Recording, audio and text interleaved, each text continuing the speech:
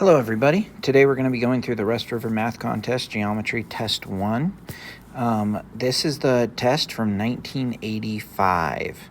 It's a pretty old test, but it illustrates how math hasn't really changed in that time. As a matter of fact, geometry itself hasn't changed too much in almost 3,000 years. Let's go through it. All right, question number 1. How many vertices are in a hexagon? Well, if we go ahead and draw a hexagon, let me switch to the pen. There's one side, two sides, 3, 4, 5, 6. Now, if I look, each vertex is where these meet, and it's a hexagon. There are 6 sides, and there are 6 vertices. Okay? All right, question number 2. At 2 p.m., a 6-foot-tall person casts a shadow of 2 feet on flat ground. How tall is a tree that casts a shadow of 15 feet at the same time and at the same vicinity as the person? This gives us a set of similar triangles. So this would be the tree. The tree casts a shadow of 15 feet. And so we want to know the height of the tree. There's a person that casts a shadow of 2 feet. This person is 6 feet tall and he casts a shadow of 2 feet. Now you might look at that and be like, hey, 2, 6, well, 15 and x. We're going to go ahead and create that ratio. 6 over 2 is the same thing as x over 15.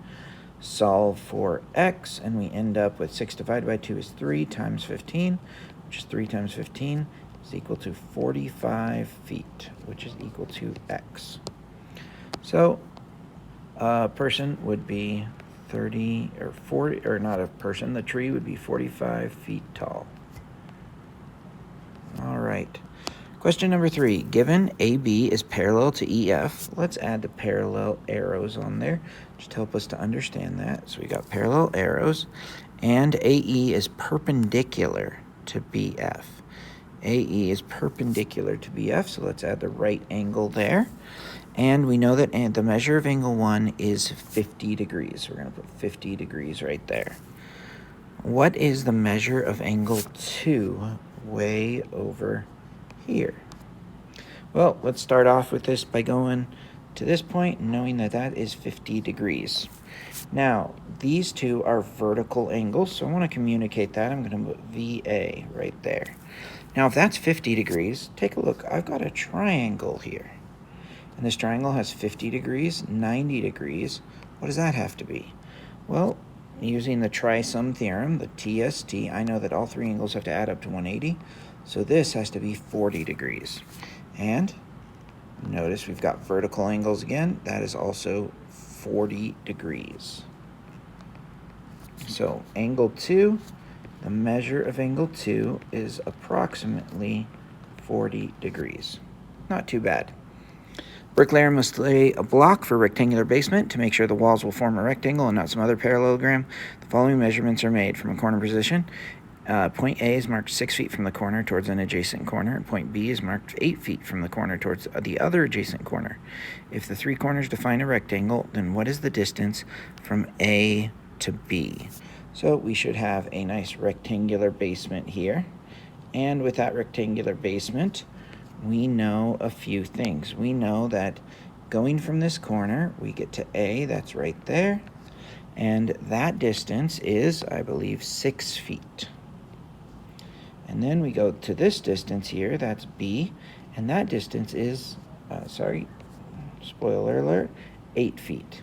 Now we want to know the distance from A to B.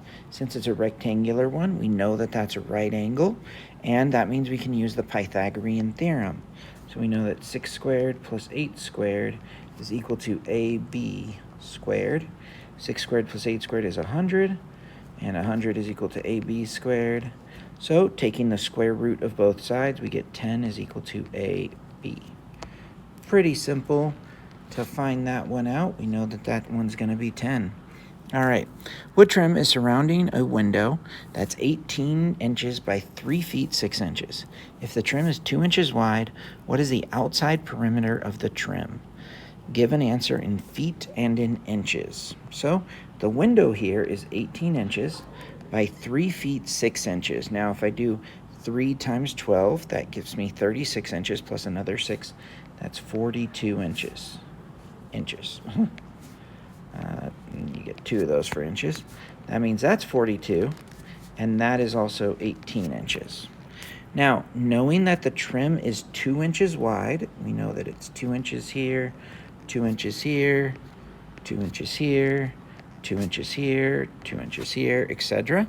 Okay, we know that the trim is 2 inches wide. What is the outside perimeter?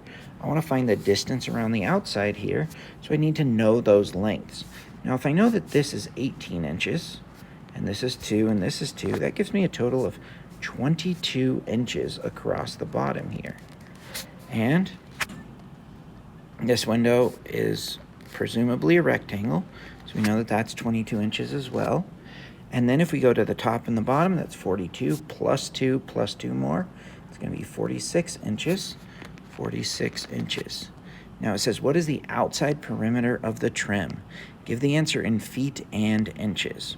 So just looking at this, I would just add these together. 22 inches times 2 plus 46 inches times 2. 46 times 2 is 92 inches. 22 times 2 is 44 inches. So 44 plus 92, subtracting out 8 from there, we get 136 inches. Okay, now 136 inches is actually going to be almost 12 feet, because 12 feet is 144 inches. So we know that it's almost 12 feet. That'll end up being 136. That's going to be 11 feet, 4 inches. All right, with that knowledge in hand, we know that it's 11 feet 4 inches or 136 inches. So I have an answer in both. All right, let's go on to question number 6. Here we have a circle with center O and a radius R. Oh, that's good to know. Let's write that note down. We know that this radius is R, there and there. All right. We know that O is between A and B, which means A and B, they are a diameter. All right, and we know that ABD, triangle ABD, and ABC are inscribed. So this triangle here, they're inscribed triangles. ABD is this one, ABC is this one. So we've got 2 inscribed triangles. Point C and D divide arc AB. Arc is a portion of the circumference into 3 equal arcs. All right. So what is the area of ABD in terms of R? So we want to find out this area of triangle APB. Now, if I want to know the area, I need 2 things, because the area of a triangle is equal to base times height divided by 2. Base times height divided by 2. Now, if I look at this triangle that I care about, I'm going to highlight the triangle that we really care about here. This triangle, I can look at that and I can see that it's got a base of 2r. So base is equal to 2r. All right, but what about the height? The height goes from here to here.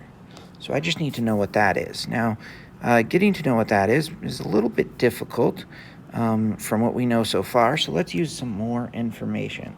Specifically, we know that this arc right here is 180 degrees. So if it's 180 degrees, notice this part right here, that's an inscribed angle, which is going to be half of the arc that it's part of. So that one will be 90 degrees because we have a 180 degree arc. Same is true with this one. This is 90 degrees. Well, that makes these triangles right triangles. That's kind of nice. But what angle is this? What angle is this? Maybe that will help us with a little bit more. Now, knowing that it's a right triangle also allows us to know one more thing. Know that this arc here, here, and here, that's that 180 degrees, but it's divided equally. So that's 60 degrees for this arc, 60 degrees here, 60 degrees here. And because that's 60 degrees, the inscribed angle is going to be 30 degrees, which makes this a 30, 60, 90 triangle. And with a 30, 60, 90 triangle, we can get all three lengths if we know just one of them. Specifically, if that length is r, this one is going to be r divided by 3 times root 3. Or you could say r over root 3. Either answer is valid. We prefer the other one nowadays, but back in 1985 it didn't really matter. So now we know what the height is. The height is equal to r over root 3. So let's go ahead and get the area of the triangle is equal to 2r times r over root 3 divided by 2. Notice that the 2's cancel, and we're gonna end up with r squared divided by root 3. There we go. That's how we get the area of this triangle. We'll continue on with 7, 8, 9, and 10 in the next part of the video. All right, now we're on problem number 7. Here we have a rhombus. It's got sides and one diagonal, each having a length of 12. Now, a rhombus is a shape where 4 sides are congruent. So let's go ahead and draw it real quick. All right, may not perfectly look like a rhombus whenever I'm through, but we're pretty good. Now we've got all of those lengths, and we also are going to get one diagonal length. This is a diagonal of length 12, and this is 12, this is 12, this is 12, this is 12. All right, so we have the diagonal. We want to find the area of the rhombus. Well, just like with the area of a triangle, the area of a rectangle or of a rhombus or any parallelogram, the area of any type of this shape is equal to length times width. Now, the reason that that works is take a look at this part of the triangle. If I were to take this bottom half, this bottom half here, and put it here, and then take the top half and put it here, notice how I would have a perfect kind of rectangle to work with. Now, in order to get this, I need length times width. A little difficult to get the length times the width from what we have, but we do know something about this. Look at this shape. This is an equilateral triangle. Since it's an equilateral triangle, we know that this is 60 degrees, which means we can draw this part here. Now this, since it's an equilateral triangle, that's a perpendicular bisector, which means we have a base and a height for our triangle. All we need to know is what that height is. Now, in looking at this, I know if the whole base is 12, this distance is 6. Now, if that distance is 6, because that's a perpendicular bisector, then this has to be 6 root 3. And that's because this is a 30, 60, 90 triangle. I can tell that it's a right triangle and it's 60 degrees. Now, in order to get the area of that rectangle, I just need to realize this is a triangle, or not the area of the rectangle, but the area of the rhombus. I need to realize that this is a triangle. It's going to be length times width.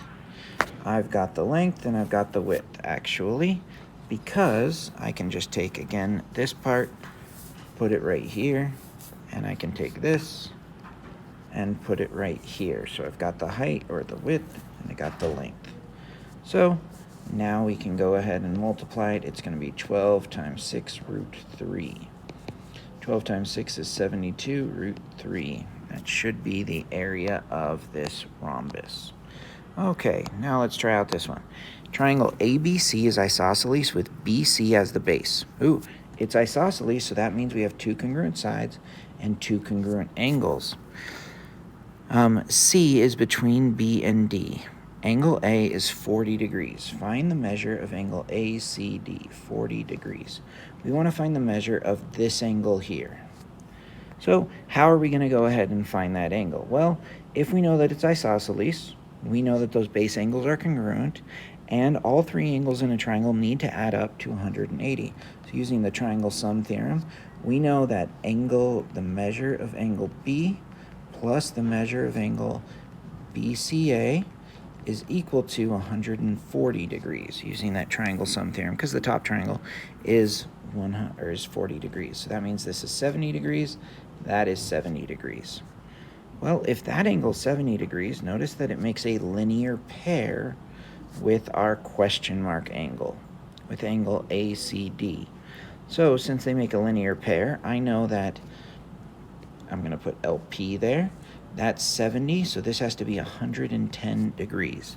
And so the measure of angle ACD is equal to 110 degrees. Awesome. Here a rectangle is circumscribed by a circle of radius r, and it has an inscribed circle of radius small r. Find the value of the ratio of r to r. Well, let's go ahead and draw this rectangle. Here's a rectangle. Boom. It has a circumscribed circle. That's a circle that goes on the outside. I'm going to try and do this right by knowing where the center is going to be. It's going to be at those diagonals. It'll just make it easier to draw the center. Here's our circumscribed circle, and our inscribed circle is going to be on the inside of our rectangle, right there. Okay, so we've got two of those. The radius of the inscribed circle is r, and the radius of the circumscribed circle is, what is it? Is capital R. That's the green lines. So those green lines, it's going to be capital R right there. So we want to find out the ratio of those. Now, the only other information we have is that this rectangle is 10 by 24. Now, if I look at that, that means that this length is 10, and this length across the bottom is 24. Now, knowing that, that actually allows me to get this length, because we've got a right triangle here. Since it's a rectangle, we know that that makes a right angle. Now, because we have a right triangle, I know that 24 squared plus 10 squared is equal to r squared, capital R squared. Actually, not capital R squared, is equal to the diameter squared, d squared, and the diameter of the large circle. So 24 squared plus 10 squared, if I'm not mistaken, I think 24 is 574, 576. I just want to double check that real quick.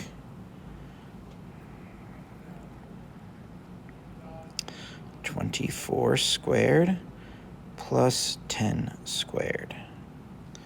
That gives us 676. So we know that 676 is equal to the diameter squared. So what is the diameter? Well, 676 looks like it's 26 squared or 27 squared. Let's go ahead and find out. 26 squared. That's 676, so that's 26. Now, if the diameter is 26, that implies that the radius is equal to 13, because the radius is half of the diameter. So we know the ratio of that one is we know that that one's 13, and the radius of the small one is actually going to be 5, because it goes to the top and the bottom, the closest ones. So now we know our radius, or our ratio. Our ratio is going to be r to r is going to be 13 to 5. All right. Find the area of the geometrical shape having right angles as shown. So, quick implication, each of these angles are right. It's kind of nice to know. All right, since we've got all those right angles, oh, and these ones out here are right angles too, though they're not necessarily important for us to do. Okay, so in order to find the area, I'm going to go ahead and draw each of my sections, and then I'm just going to find the area of the sections individually and add them up. Now, I might not know some of the dimensions of these sections, but I will know others. Notice this one is 20 by 13. This one is 6, but I'm not sure what this distance is. Well, if I know that this is 4 and this is 13, that means this has to be 9. So I'm going to put 9 there. And then on the next one, I know that this is 3. So this is 9 plus 3, which is 12. So I'm going to put 12 there. And we go over, and let's see. The whole distance across the top is 26, and this is 20, and this is 6. So that's 26. That means this has to be 0. So looking at each of these, I've got all of the dimensions. I just need to multiply them to get the area. This is my sector 1, sector 2, sector 3, and sector 4.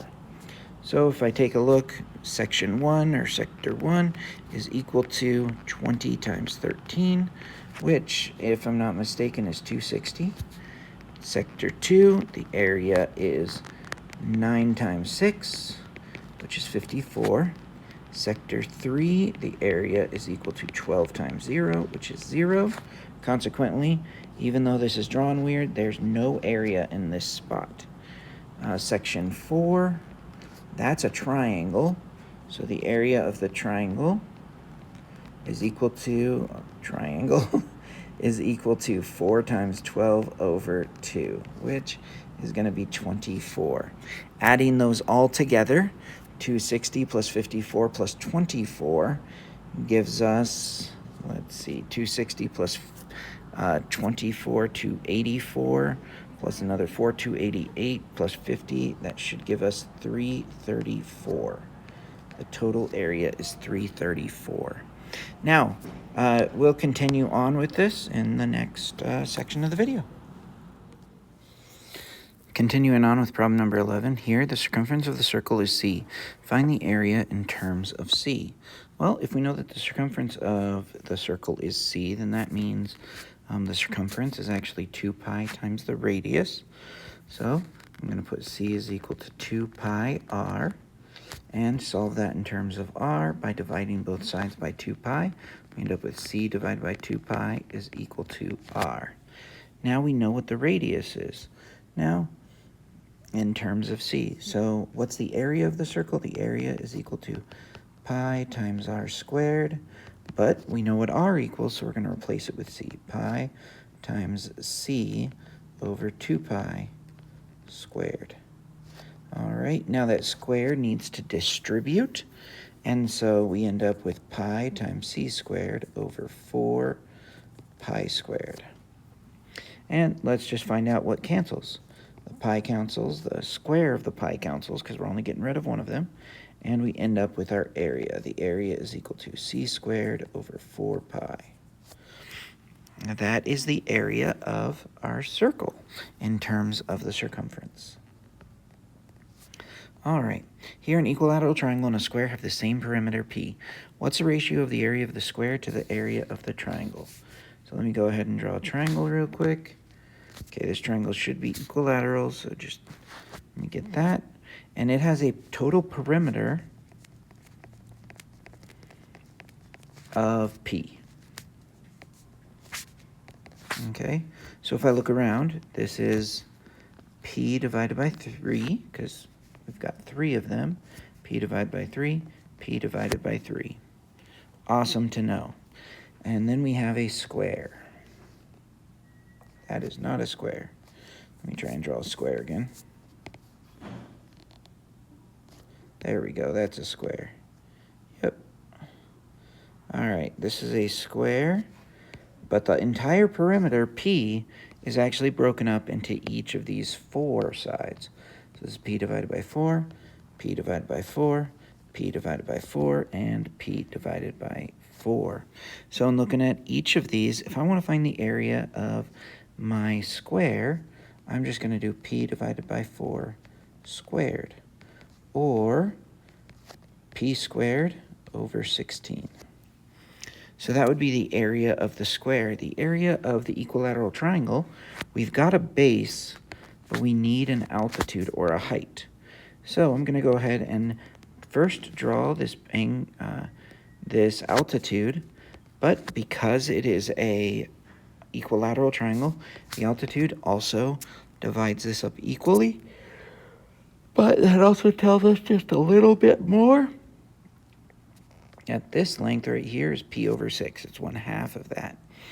Also, since this is 60 degrees, this is a 30, 60, 90 triangle. And so the short leg here, to get the long leg, we multiply it by root 3. So it's P over 6 times root 3. All right, so now we have a base and a height. The base is P over 3, and the height is P root 3 over 6. So we're just going to multiply those. The area of the triangle is equal to P over 3 times P root 3 over 6, which is equal to P squared root 3 over 18. Now, it says, what is the ratio of the area of the square to the area of the triangle? So let me go ahead and write these together, and this is where I'm trying to get the ratio. So I've got p squared over 16 divided by p squared root 3 over 18.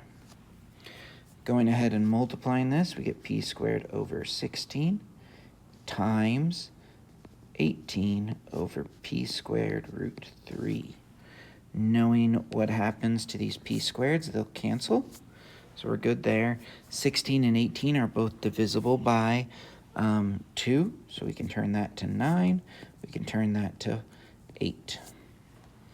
And finally, we've got that root 3. I don't like root 3 in the denominator, so I'm going to rationalize the denominator.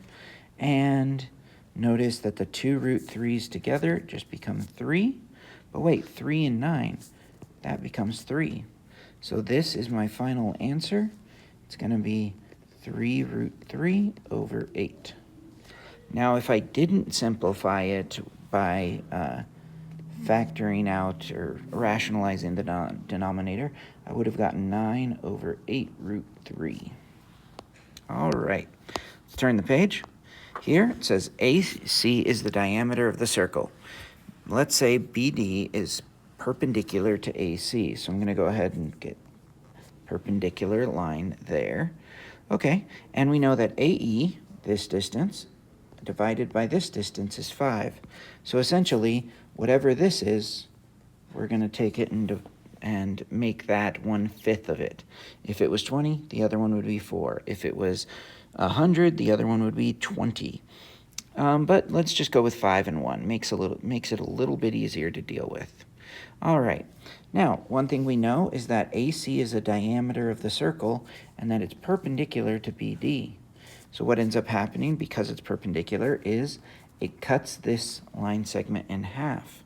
We don't know how big that line segment is, but let's just call it X. All right. So now can I go ahead and get the area of ABC? Yeah. The area of triangle ABC is equal to the base. If I look at ABC, that's a base of 6 times the height divided by 2, which becomes 3x. Well, what about the area of BCD? The area of triangle BCD is equal to a base of 2x times a height of 1 divided by 2, which gives us just x. So the ratio of each of them, r, is equal to 3x over x, which simplifies down to 3. Awesome. All right, number 14. Given, we got a circle with center O. We've got chord AE and diameter CD are extended to intersect at angle F. So if we take a look, CF and AE, they make this angle here, and they are extended to angle F. Now it turns out that the measure of this angle is 20 degrees. Now we also know that the measure of angle 1 is 60 degrees. So we've got 60 degrees right there. And the question is, what is the measure of angle 2, which is right here? And the measure of angle 2 is an inscribed angle for this arc right here. So if I know what this arc is, I can actually find out the measure of the inscribed angle. In order to find out what that arc is, I just need to understand a few things. First, I know that this is 90 degrees. That this arc here created by CD, that's 180 degrees. So I'm going to kind of do that. CD, and I'm going to put an arc above it, and the measure of CD is equal to 180 degrees, because it's a diameter that's half the circle. All right, we know that this is 60 degrees, and we don't exactly know what that one is yet, but we do know that this is 20. So if this angle is 20, what's that arc going to be? Well, it turns out that that arc will also be 20 degrees. All right, so now in looking at this, we've got 60 degrees, we've got 20 degrees. How many degrees is that? Well, it's 180 minus 60 minus 20, and if you did that calculation, you would end up with 100 degrees. Now, angle 2 is an inscribed angle, so it's half of 100 degrees, or 50 degrees. The measure of angle 2 is equal to 50 degrees. Notice that reasoning process. I realized that this was 180, so I subtracted the measure of the other two arcs to get the measure of this one, and because it's an inscribed angle, it's half of the arc that it accompanies, or the arc that it goes to.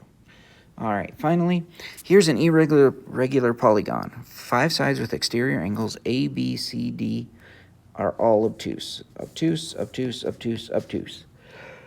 And then it says angle E is 90 degrees. Now, if we take a look at where point E would kind of be, if we're thinking about that as point E, we can't draw an exterior angle for that, really, because we can't extend a side outside the figure. So this E being 90 degrees is the thing that will help us to answer the question.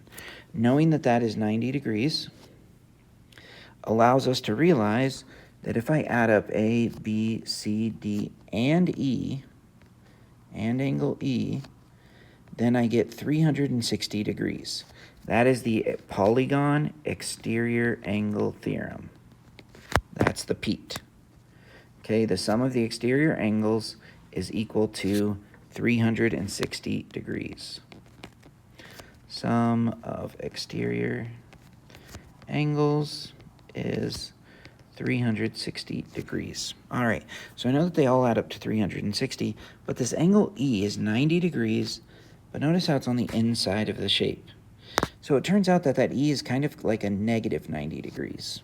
So if I want to find the sum of A, B, C, and D, I know that I add them all together, and then I'm going to subtract 90 degrees to get 360. Adding 90 degrees to both sides, so plus 90 gives me 450 degrees. Okay, 450 degrees. And so A, B, C, and D gives me 450 degrees. All right, with all that said, we are done with our 1985 set of problems. Some are a lot easier than what we've encountered, some are a bit harder, but they're definitely ones that we can go through. I hope you learned well today and get to learn a lot more this week.